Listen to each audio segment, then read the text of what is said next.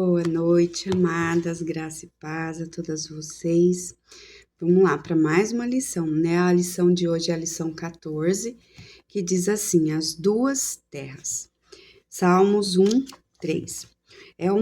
É como uma árvore plantada à beira de águas correntes, dá fruto no tempo certo e suas folhas não murcham. Chegamos ao final da segunda semana. Agora você entende que o terreno que recebe a semente deve e precisa ser preparado. Por certo, também aprendeu que a terra tem tanta importância para Deus que ele preparou uma especialmente para o seu povo. Da mesma forma, o Senhor também separou e aprontou um solo rico e frutífero para você. Então, o Senhor é que sabe qual é a terra que Ele preparou para nós, né? Não adianta a gente querer ir atirando para todo lado e falando, não, essa terra é minha, não é sua, né? Só o Senhor sabe qual é a terra que Ele preparou para nós, mas Ele é tão amoroso que Ele vai nos mostrar que quando nós estivermos, né, com essa semente boa que Ele lançou e a terra preparada for por Ele, o que acontece? Nós vamos dar frutos. Se estamos em determinado local, em determinado solo, e nós não frutificamos, é porque o nosso lugar não é ali. O versículo de hoje afirma que quem anda com Deus está plantado junto a ribeiros de águas. Trata-se de uma terra boa, cujo solo oferece todos os nutrientes necessários às raízes. Né? Então, quando a gente está no solo certo, que o Senhor nos plantou, o que vai acontecer? Nós vamos ter os nutrientes necessários para ali florescer. Eu lembro, acho que há 2 anos atrás, o tema do nosso encontro de mulheres lá na Rio de Vida foi Floresça onde Deus te plantou, né?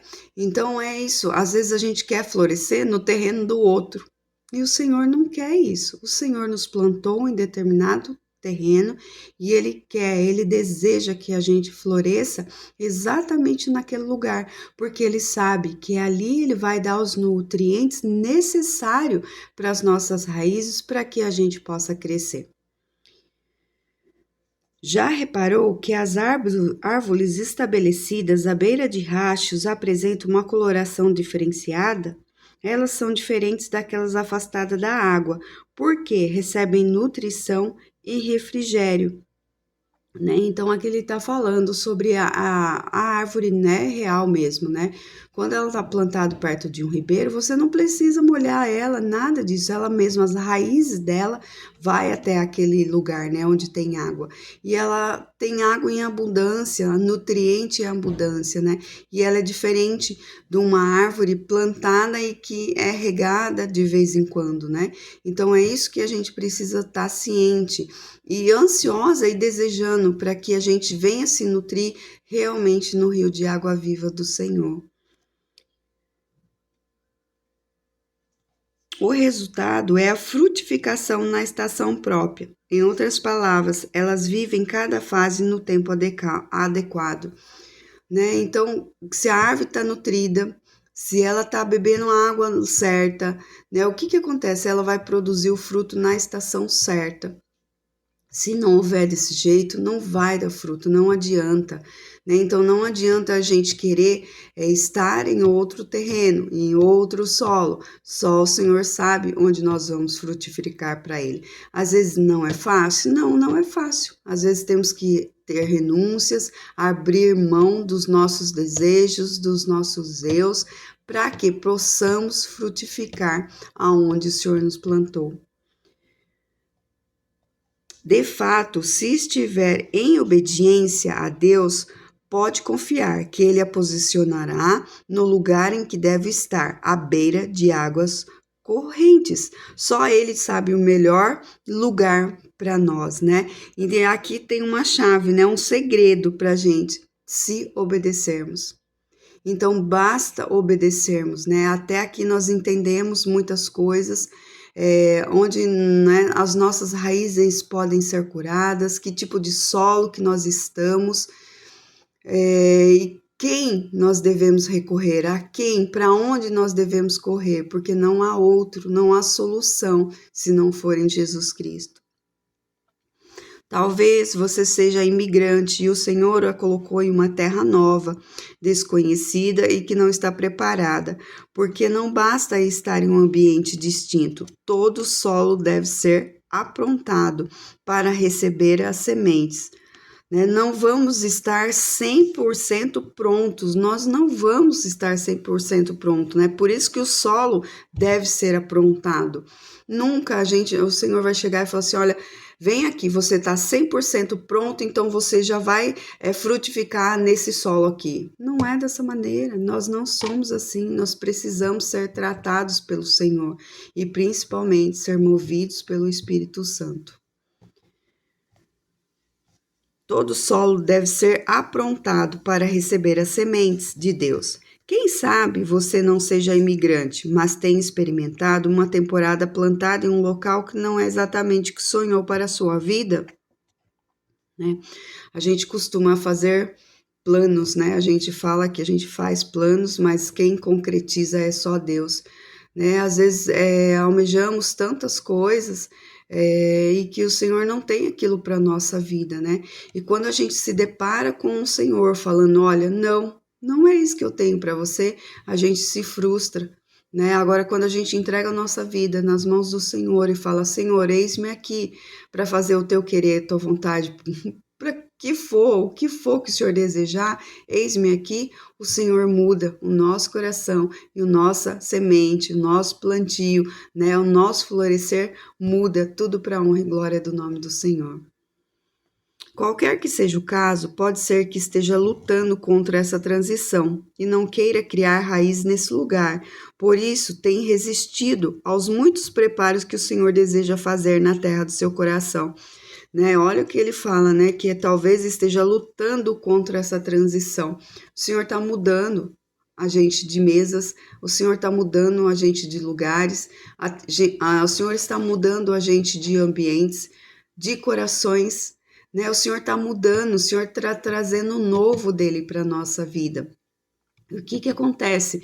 Né? Às vezes é difícil, né, aceitar essa transição do Senhor. Não, peraí, Senhor, eu tô aqui, eu tô de boa, me deixa aqui, né? E não, o Senhor não quer você ali, o Senhor quer mover, né, as coisas para que Ele seja glorificado em nossa vida. Então, por que estamos resistindo? Por que estamos falando, não, Senhor, nessa parte o Senhor não pode tocar na minha vida, enquanto Ele tem tudo que nós precisamos, o nutriente que nós precisamos. Leve ele para onde ele nos levar. É o nutriente, é ele que vai nos dar.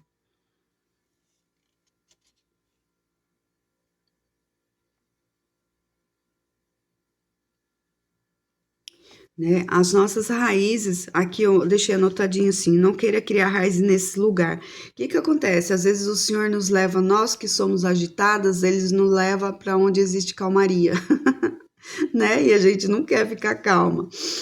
Leva para um lugar onde nós temos que viver de total dependência dele. E a gente não está acostumado, a gente coloca a nossa mãozinha, às vezes, em certas situações, né? Leva para lugares onde a gente vai ficar em total silêncio. Não podemos falar nada, não devemos e não ouvimos nada. Silêncio absoluto, vivendo só na fé e na confiança do Senhor. E é outro lugar, né, onde ele pode nos levar a ter solitude. O que é isso? A gente já falou sobre isso aqui, né? Estar só não significa que você pode estar só com um monte de gente do seu lado, né? Agora, a solitude não é algo que você deseja estar. Para quê? Para que você possa ouvir mesmo de Deus e ali a paz, a alegria, refrigério. Nós escolhemos a solitude e ali encontramos o nosso Deus. No entanto, cabe a você buscar sabedoria e discernimento para entender a terra em que deve estar plantada agora. Esteja debaixo da direção do Espírito e permita que ele trate o seu coração, enquanto a posiciona na terra que ele separou para você. Apenas assim poderá encontrar satisfação mesmo em meio aos árduos processos, né? Vamos se lembrar, ele é o agricultor, né? Jesus é o próprio agricultor que vem nos cultivar, né? Então, que a gente possa continuar falando, Senhor, termina o processo. A boa obra que o Senhor começou na minha vida pode terminar, né? Tá doendo, tá sendo sofrido, tô tendo renunciar a coisas que eu achava que eram tão certas em minha vida, mas Senhor, faz o processo, porque eu sei que depois desse processo ter passado, eu vou sair muito melhor para o Senhor. É muito importante que no término desta semana você pare e ore, a fim de verificar o tipo de solo de Lucas 8, que mais identifica com o seu momento atual. Então não é para a gente sair correndo da mesa,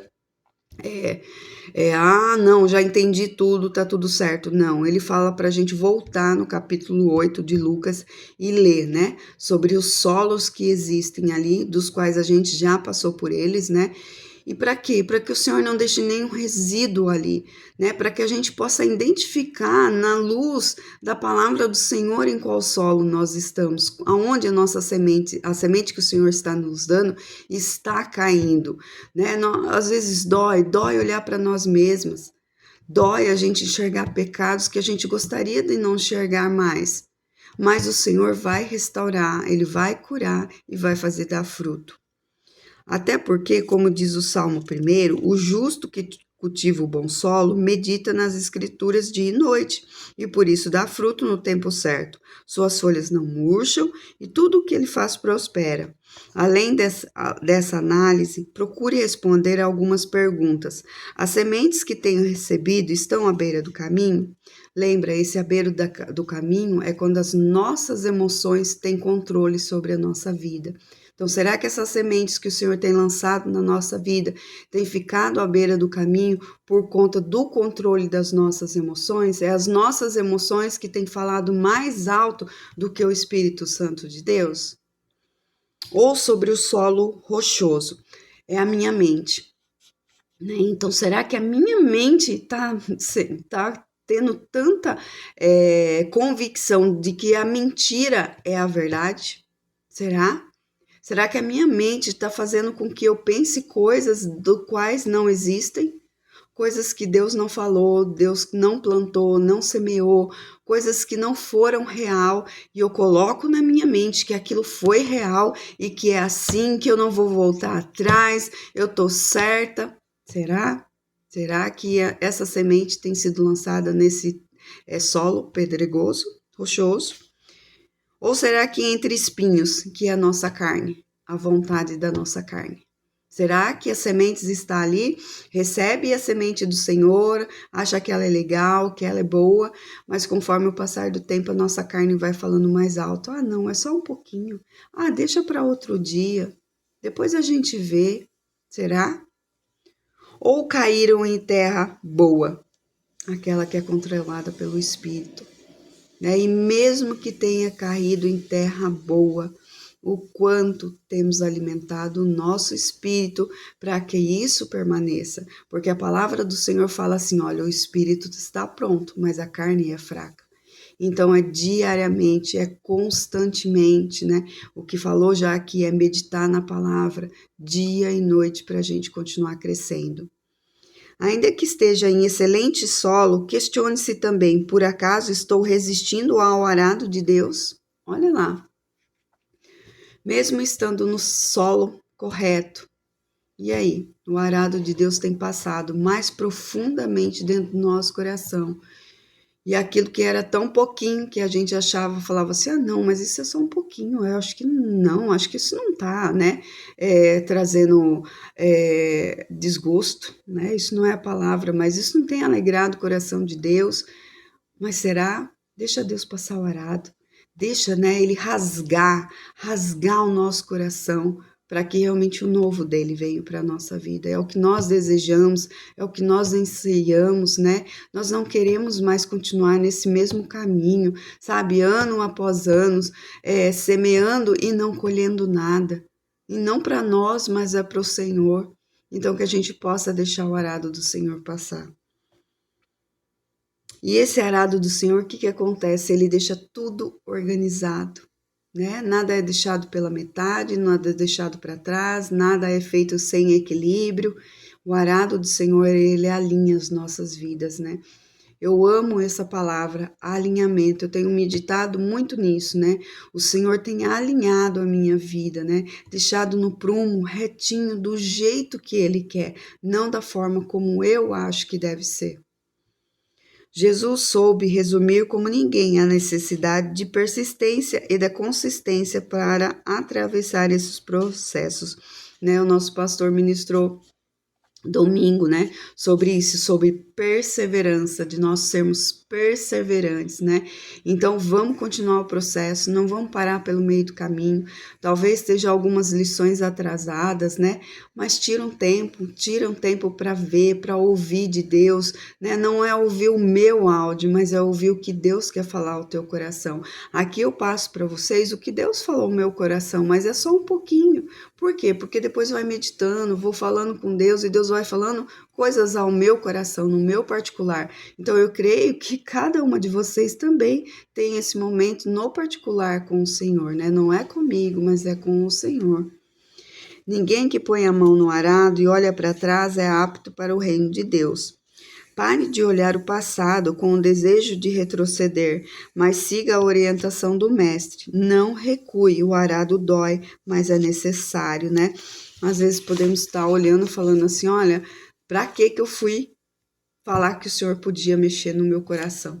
Para que eu fui falar, ixi, agora pode pegar minhas raízes aí, Senhor, pode mudar o solo, pode, né, passar o arado e rasgar o meu coração. Por que eu fui falar isso? Eu estava tão de boa, tão quieta, tão caminhando. Mas e aí, caminhando para onde? Né? Caminhando para onde? E dando fruto para quem? Para quem nós estamos dando fruto? Né? O nosso caminhar tem que ser com o Senhor, movidas pelo Espírito Santo, que o tempo todo Ele possa usar as nossas vidas para a honra e glória do nome dEle.